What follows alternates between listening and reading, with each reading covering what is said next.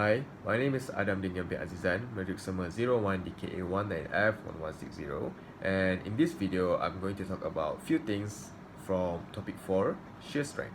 So, I'm going to talk about three things in this topic, which is the first one is the definition of shear strength, the second one is the uses of shear strength, and the last one is more column failure criteria. So, for the first one, the definition of shear strength. So what is shear strength? So shear strength is a term used in soil mechanics to describe the magnitude of shear stress that a soil can sustain.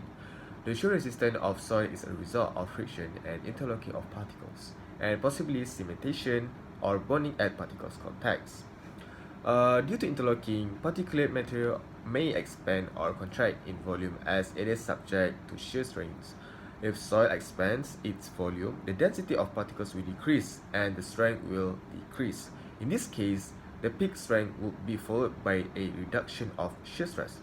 The stress-strain relationship level of when the material stops expanding or contracting, and when interparticle bonds are broken. The theoretical state at which the shear stress and density remain constant while the shear strain increases may be called the critical state, steady state, or residual strength. So as you can see from the diagram, a critical state line separates the dilatant and contractive states of soil.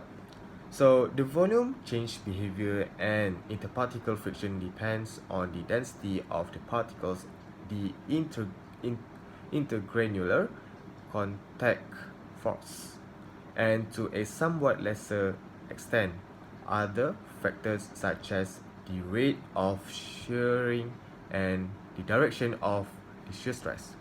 The average normal intergranular contact force per unit area is called the effective stress. So if water is not allowed to flow in or out of the soil, the stress path is called an undrained stress path.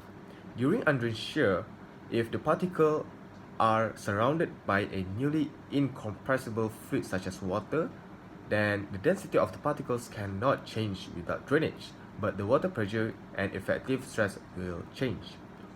On the other hand, if the fluids are allowed to freely drain out of the pores, then the pore pressures will remain constant and the last stress path is called a drain stress path.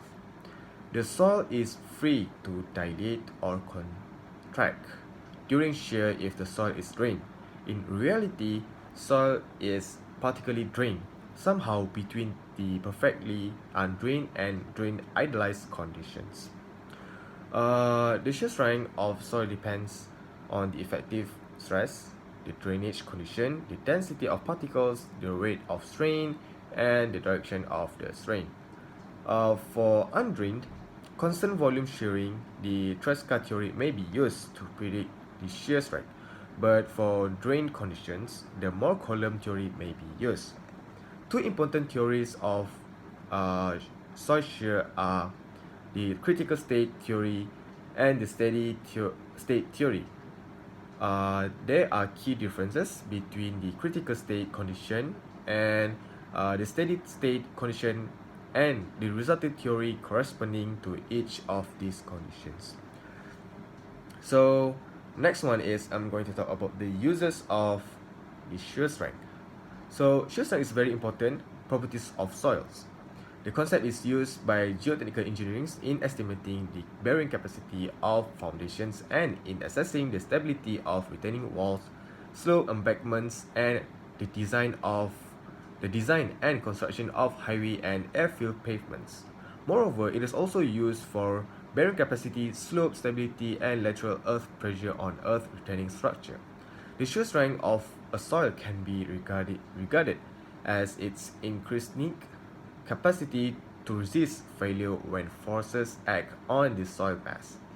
The strength is a function of the type as well as the physico-chemical makeup of the soil.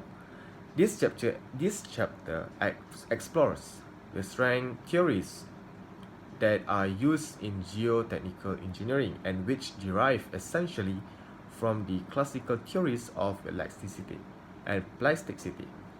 Such theories are usually modified when used by soil engineers in recognition of the discrete and multi-phase nature of soil deposits.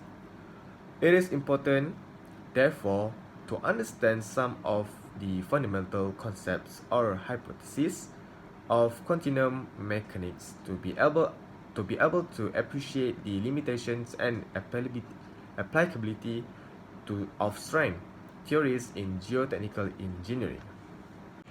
For the next one is I'm going to talk about the Moore column failure criterion. So the Moore column criterion is the most common failure criterion encountered in geotechnical engineering. Many geotechnical analysis methods and programs require use of this strength model.